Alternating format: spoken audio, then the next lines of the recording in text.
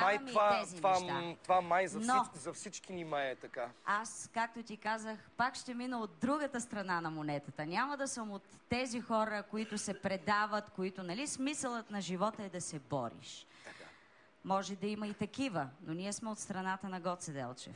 Продължаваме да изкореняваме от себе си лоши навици, да се променяме, да оставаме тук в България, в нашата родина.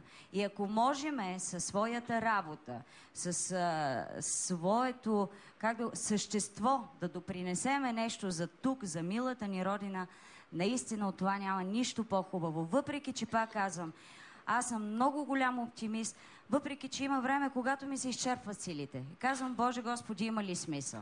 Но на другия ден си казваш, да, има смисъл, защото аз искам моите деца да си останат тук, в България, да живеят, да работят и да допринасят не само за себе си, а за развитието на цялата ни нация, на цялата държава.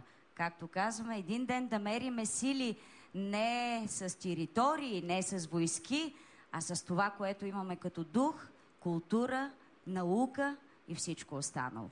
Така че светът, голямото поле е пред нас. Това е едно голямо предизвикателство. Ние, живот и здраве, ще се появяваме все по-често там. И само с хубави неща. Благодаря много, благодаря, че прие да останеш до края на нашето предаване, за да чуем още едно твое изпълнение. Сега, госпожи и господа, Неврокопския танцов ансамбъл.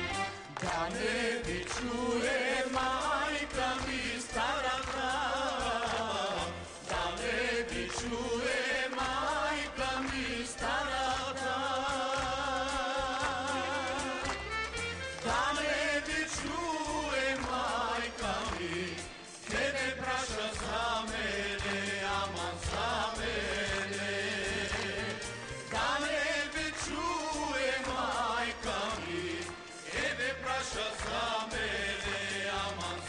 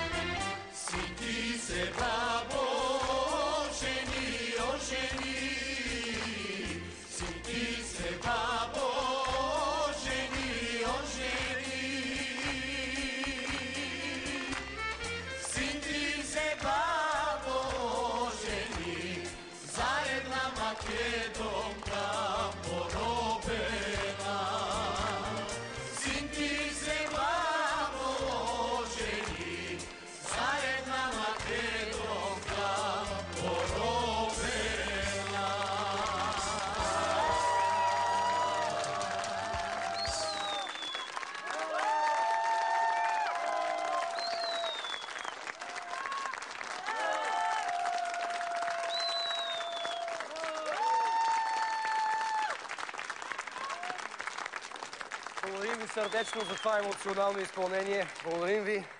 Уважаеми зрители, България е първата страна, която в началото на 1992 година призна независимостта на Република Македония. Може би много от вас спомнят онзи емоционален момент, в който Българското народно събрание там изчитат тези думи, в които Македония е призната, всички стават и започват да ръкопляскат и това продължава много дълго време. Вице-президент на независимата република става едва 29-годишния Любчо Георгиевски. По-късно той бе и премиер на страната в най-трудния период на косовската криза от 1992 година и по време на албанския бунт от 2001 година. Днес Любчо Георгиевски е най-точният анализатор на процесите в съседна Македония. Ето какво каза той в едно специално интервю за В неделя с.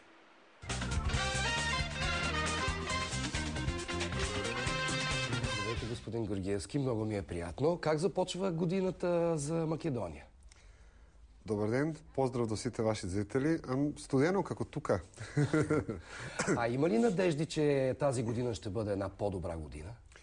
В икономически, политически и културен план. Гледайте, моята проценка е малко песимистическа. Прво дека економски не може да биде по-добре. Това не е само работа на македонското правителство. Тук едноставно целата економска постановка во Европа, во Балкански регион е доста трудна, така што економски очеквам още една малко по-тежка трудна година в Македонија.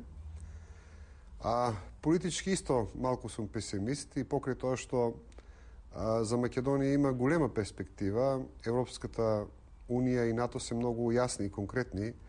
Тие казват, решете го името, веднага влизате в НАТО и веднага почнувате преговори за Европейската Унија. Да ви попитам тогава за името. Какъв е проблема с името?